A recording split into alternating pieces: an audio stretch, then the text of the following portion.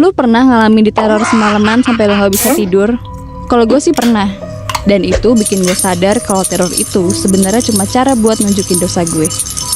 Kalian penasaran? Atau barangkali nggak paham dengan perkataan gue?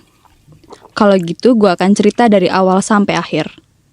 Sebelum gue mulai ceritain tentang mitos kucing hitam, gak ada salahnya kalau kalian support kita dengan subscribe channel ini. Kenalin, nama gue Zahra. Umur gue 22 tahun. Gue mahasiswi salah satu universitas swasta di ibu kota. Kegiatan gue seabrek.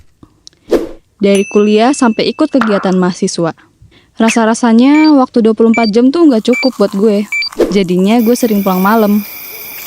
Jarak kampus dari rumah itu setengah jam kalau naik motor. Gue harus ngelewatin jalan sepi sebelum masuk jalan utama.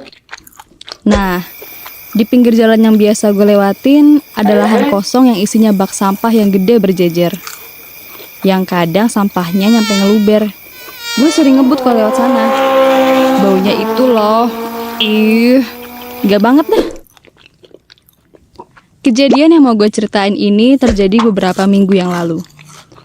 Hari itu gue sibuk banget. Dari jam 7 pagi gue udah di kampus. Terus jam 11 gue udah latihan dance untuk acara inaugurasi kampus. Ya siapa tahu ada maba cakep yang kepincut gitu. Jam 2 siang sampai mau maghrib gue ada rapat sama anak-anak BEM. Rapat berjalan cukup alot dan lama seperti biasanya. Kelar rapat bawanya pengen nyantai. Yaudah deh, gue sama anak-anak nongkrong di kantin sekalian makan mie tek-tek langganan. Saking keasikan ngobrol nggak jelas, bikin gue lupa waktu. Tiba-tiba ada WA masuk dari adik gue. Kak, buruan balik. Pintu udah disuruh kunci nih sama nyokap. Ternyata ini udah jam 11 malam. Ya udah, gue langsung pamit sama teman-teman. Pas gue lagi jalan ke parkiran, ada yang manggil gue. Ra, Zahra, tungguin. Pas gue nengok, ternyata si Aldi lagi ngos-ngosan nyamperin gue. Kenapa, Di? Udah malam, Ra. Baliknya barengan yuk. Gue emang biasa balik bareng Aldi. Tapi jangan sangka kita macem-macem ya. Gue pakai motor sendiri dan dia juga pakai motor sendiri. Kita jalan beriringan depan belakang. Gak lama kemudian kami lewat jalan sepi itu. Bau sampah yang menyengat udah kecium dari jauh. Aldi dan gue langsung tancap gas kencang. Bus, kayak pembalap.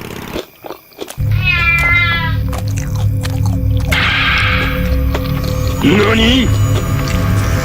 Tapi tiba-tiba gue ngerasa ban motor ngelindas sesuatu.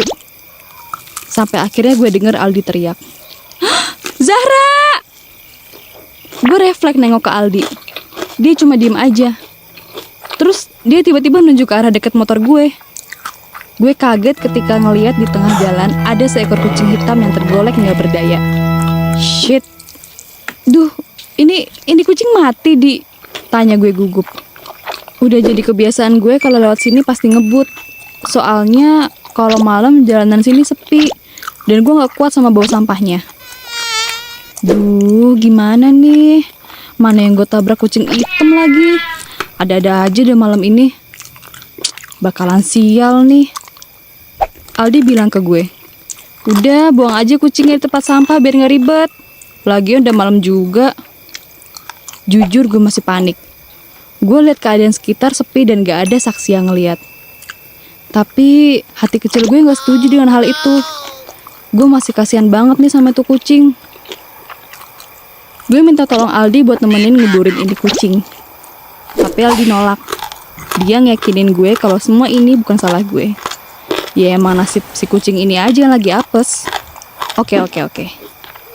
Tapi biar gimana pun ini kucing harus gue singkirin dari tengah jalan. Aldi bantuin masukin tuh kucing ke plastik dan dibuang ke bak sampah. Setelah semuanya beres, kita lanjut jalan lagi. Keluar dari gang itu, kita saling bertukar klakson untuk berpisah. Karena beda arah jalan pulang. Ya, gue akuin Aldi agak nyebelin sih malam itu.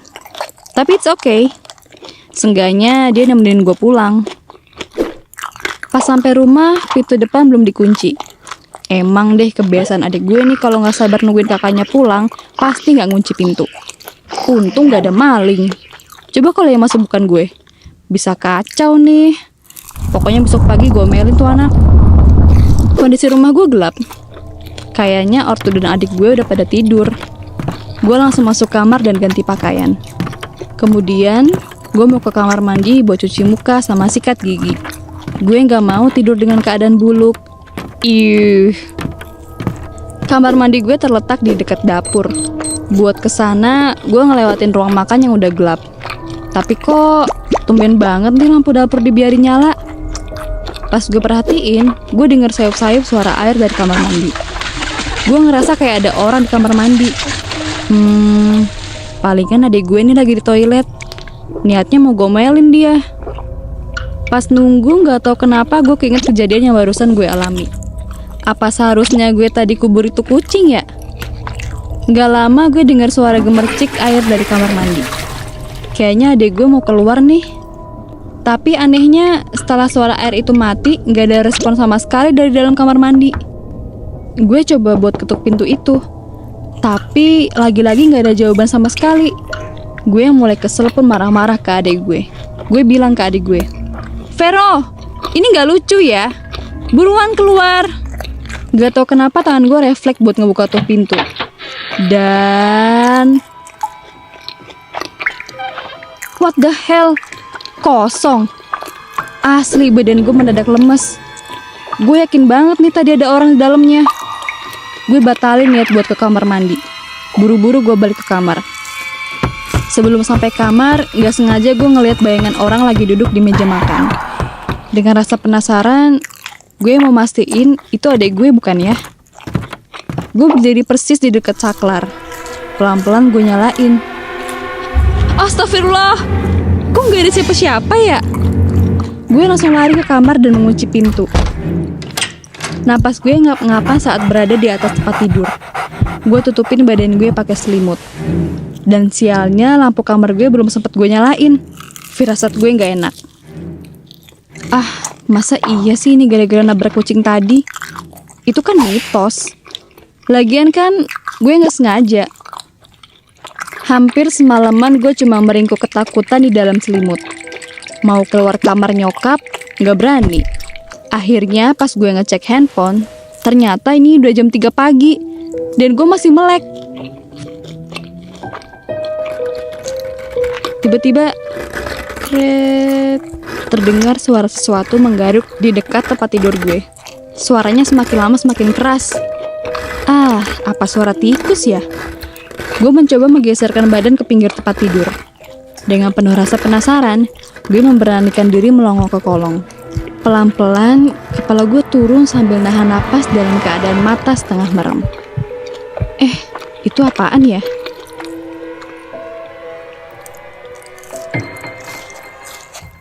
Sepasang mata menatap gue dengan sengit.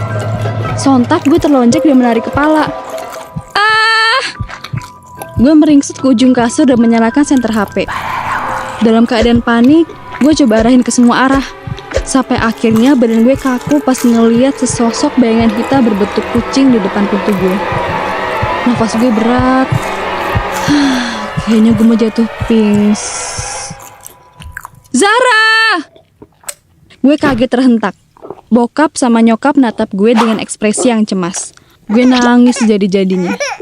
Mereka meminta gue menceritakan apa yang terjadi. Singkat cerita, gue udah menceritakan soal kucing hitam yang mati itu. Tanpa banyak bicara, bokap gue ngajak gue ke tempat kejadiannya. Di lahan kosong itu, bokap mengubur kucing itu dan ngomong, "Semoga setelah ini kamu gak diganggu lagi ya." Keesokan harinya gue memutuskan untuk gak masuk kampus. Gue masih ngantuk gara-gara kejadian semalam dengan semua ini. Lalu ada WA masuk dari Vina. "Ra, lu di mana? Kenapa nggak nongol di kampus?"